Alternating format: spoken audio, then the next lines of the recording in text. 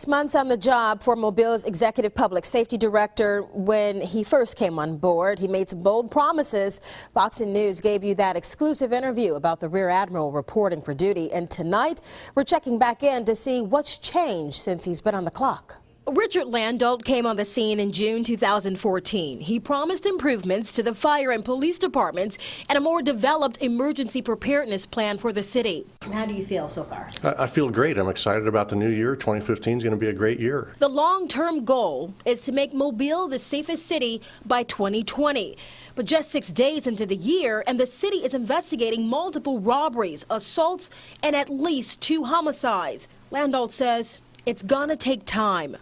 Like any city, there are pockets where we try to devote more resources to diminish criminal activity. But the large majority of Mobile is safe. And to keep it safe, Landolt says we need to focus on the big picture, which is making sure both the police and fire departments have the resources they need to do their jobs. Landolt says he's in weekly meetings with the police chief and precinct captains. Each week, there's a different focus on one of the 4 precincts to see how the city can deploy or redeploy assets based on any trends they might see. He's still working to make progress with the fire department, too. When we first sat down with him, he mentioned restructuring the fire department and upgrading outdated equipment.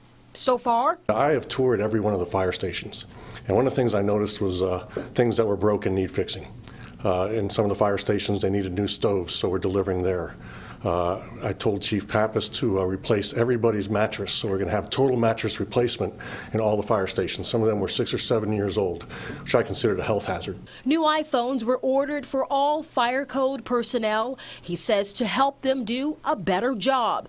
And the city could soon be looking at building a new fire station. We're getting some insights from some of the developers out there who come to us with some plots of lands or some buildings that may be demolished, and it might be a good location to put a fire station. One possibility is rebuilding the Gus Rim station off Moffett Road and expanding the Tomanville fire station.